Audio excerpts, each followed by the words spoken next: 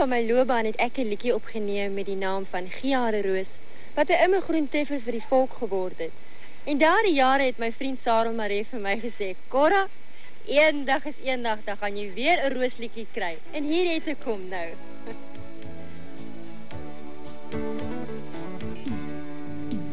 Ek onthou nog hoe jy vroeër was, met die vonkel in jou oor.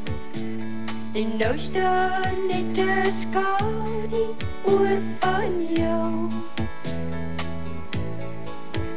Jy was altyd so oorspronklik, jou lewe was net sonskyn.